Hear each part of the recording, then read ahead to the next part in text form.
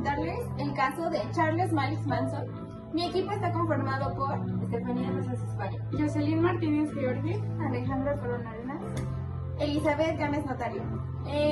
Primeramente vamos a empezar con lo que es un poco de su biografía. Tenemos que Charles Manson nació el 12 de noviembre de 1934 en Cincinnati, Ohio, Estados Unidos. Su madre era una adolescente de 16 años con antecedentes de consumo de alcohol y delitos menores. Desde muy pequeño, Charles vivió una vida inestable que pasó su infancia entre parientes y hogares de acogida mientras su madre entraba y salía de prisión. A los 5 años fue enviado a vivir con sus abuelos maternos en Virginia Occidental. Sin supervisión y cuidados conscientes, empezó a mostrar problemas de conducta. A los 9 años ya robaba tiendas y coches. Después, en su adolescencia, fue internado en diversas instituciones correccionales y allí sufrió abusos físicos y psicológicos que profundizaron su resentimiento hacia la sociedad. Durante su juventud, Manson alternó periodos de libertad con encarcelamientos por robo de autos, falsificación de cheques y proxenetismo. Al salir en libertad condicional en 1967, se mudó a San Francisco y allí comenzó a rodearse de jóvenes que se sentían atraídos por su personalidad carismática y su discurso que mezclaba filosofía, misticismo y mensajes apocalípticos. Fundó lo que más tarde sería conocido como la familia Manson, que era un grupo de seguidores que veían en él una figura espiritual. Entre ellos se encontraban principalmente mujeres jóvenes que habían abandonado a sus familias en busca de un sentido de pertenencia. Después pasamos a la acusación y la condena que Charles recibió. Él en agosto de 1969 convenció a varios miembros de su grupo para llevar a cabo una serie de asesinatos que según él provocarían una guerra racial inminente a la que llamaba Helter Skelter.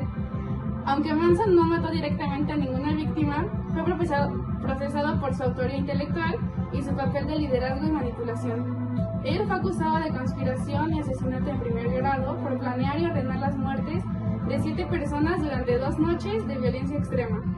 En 1971, Charles fue condenado a la pena de muerte junto a varios de sus seguidores.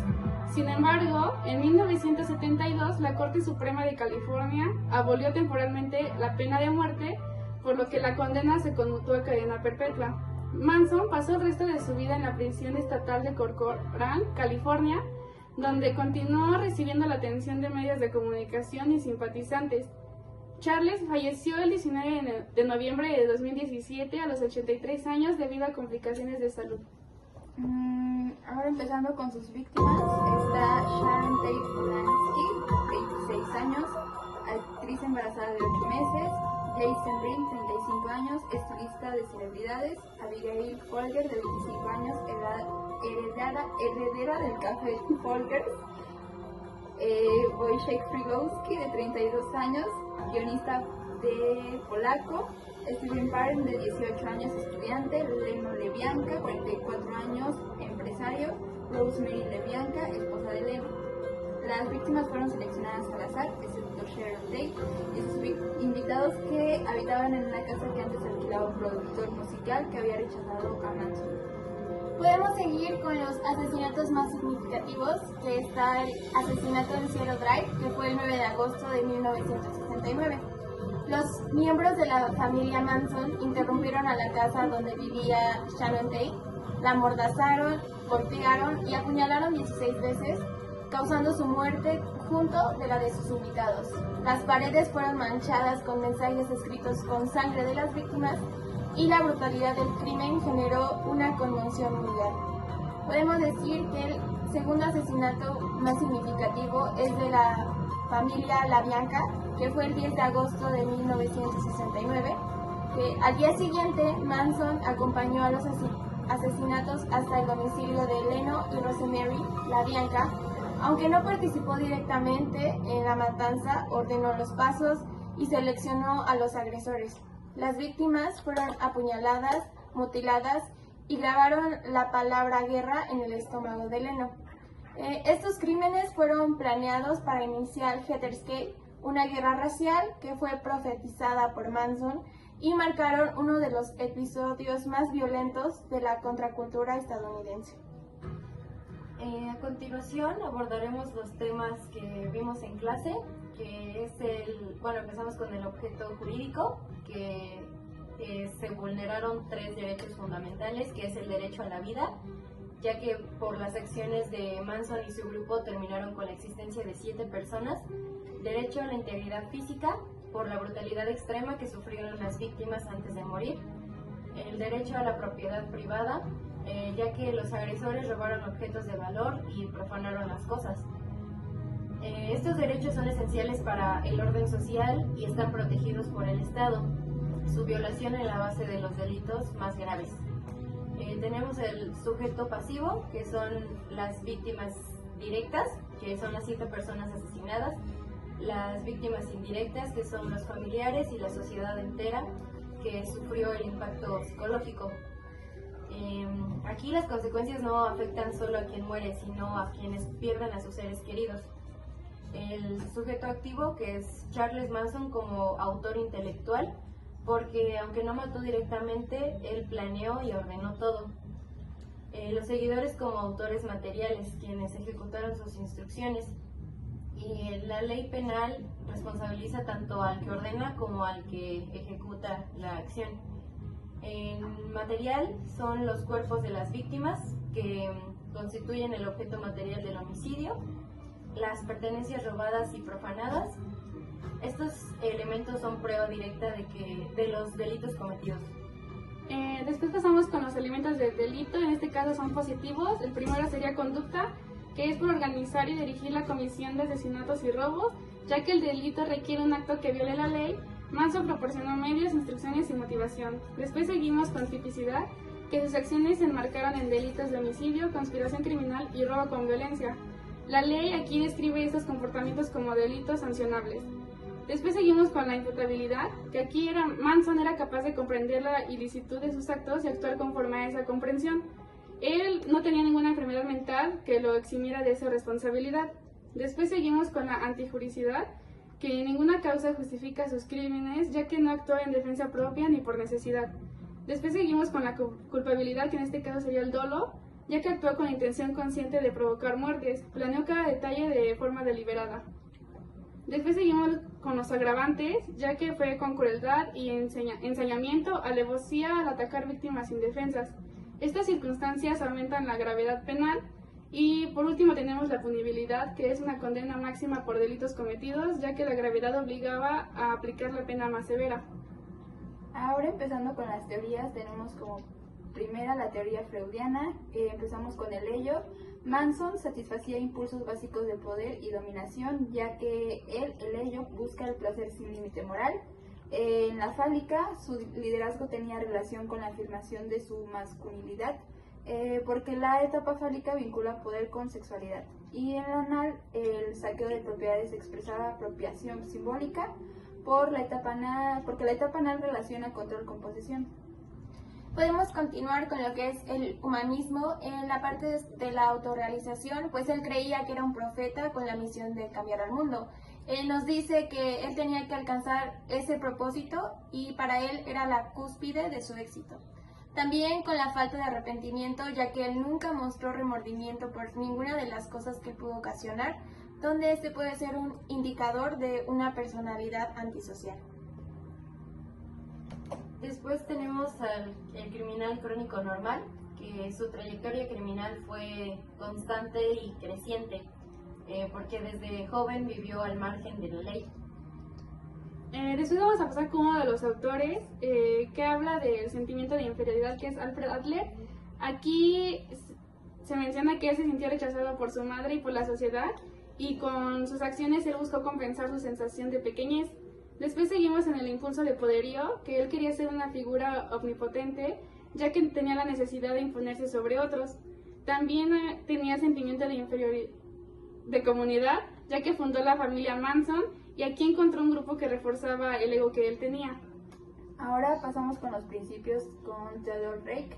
En los psicológicos tenía la necesidad de control y reconocimiento porque todo lo hizo por sentirse importante.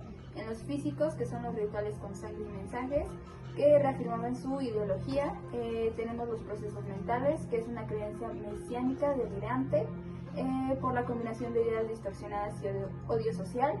Y por último, la autotraición, porque sus crímenes arruinaron su causa y terminó condenado y despreciado.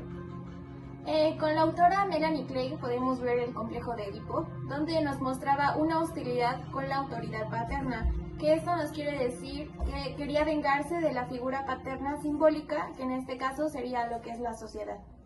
Seguimos con René Lessené, que en sus clasificaciones está el término colérico, que aquí reaccionaba con violencia ante la frustración, porque la ira era su respuesta primaria.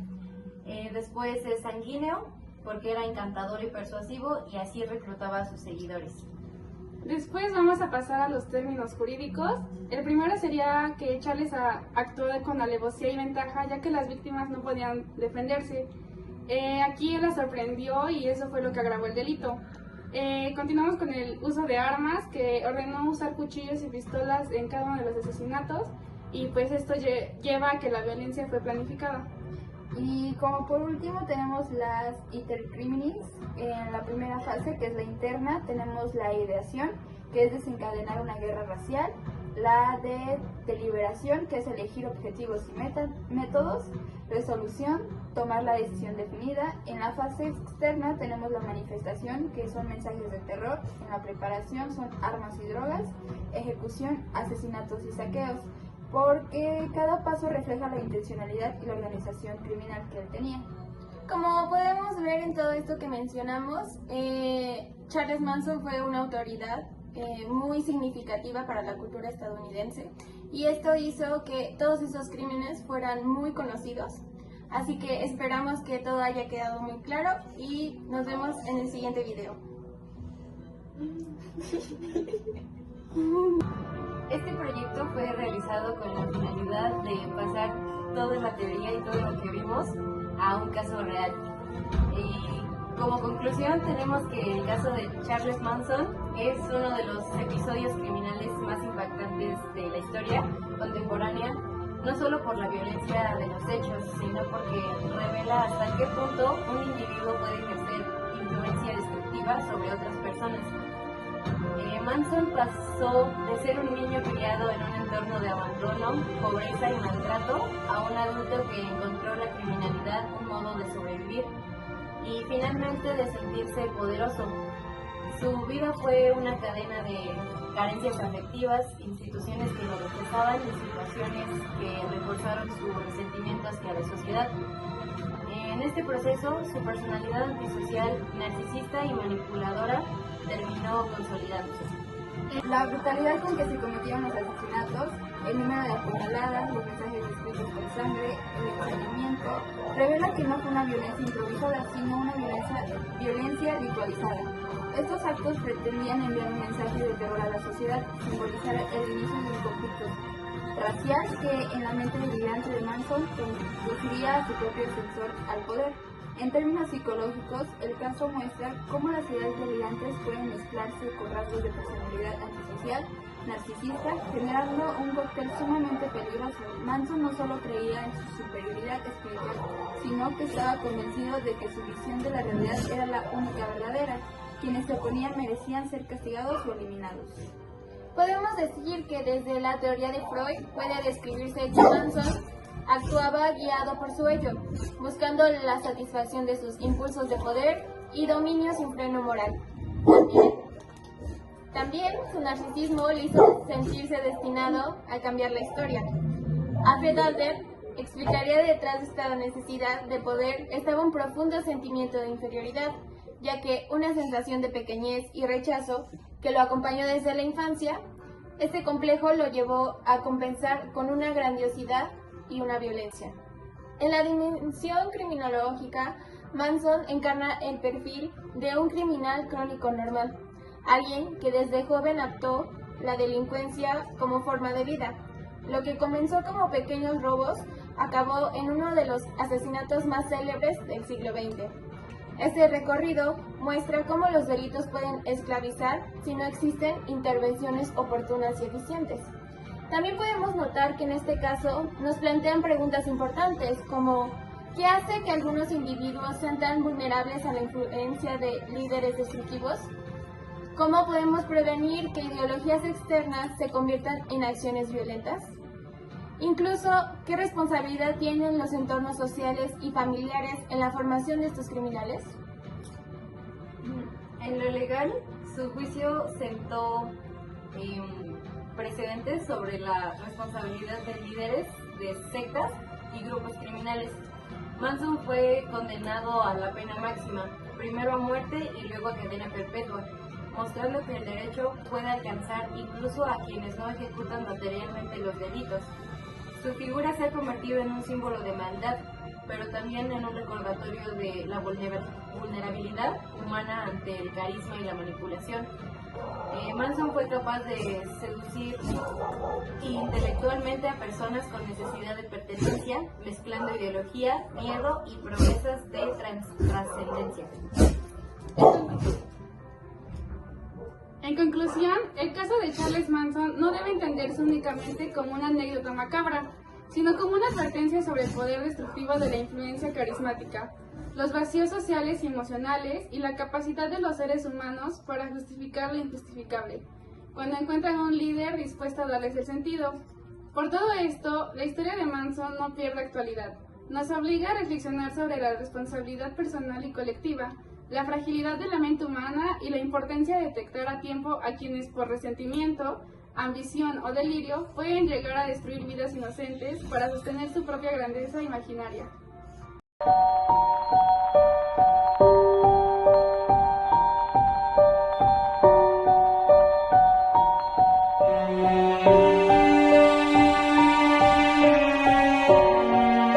You know, if I wanted to kill somebody, I'd take this book and beat you to death with it, and I wouldn't feel a thing. It'd be just like walking to the drugstore. Sí, reclutaba a los seguidores. No. Aquí no es ese. Es la ira, era su respuesta primaria, de lo primero que tenía que ser. En el sanguíneo era encantador y persuasivo, y ahí es cuando ya así reclutaba a sus seguidores.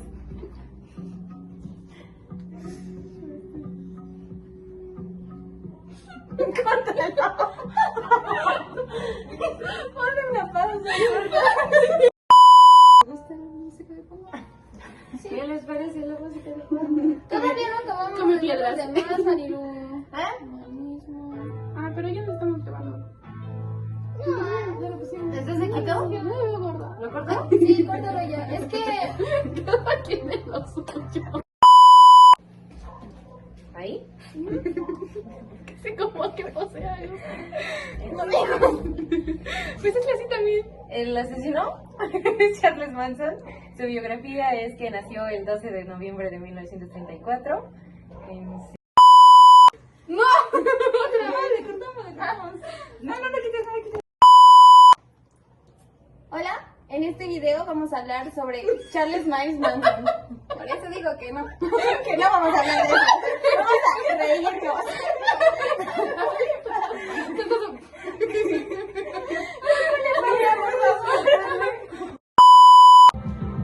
Hola, el día de hoy vamos a hablar sobre Charles Miles Manson. Tienes que decir hermano, ya yo digo mi nombre y luego... A ver, otra vez. ¿Ya? Hola, el día de hoy vamos a hablar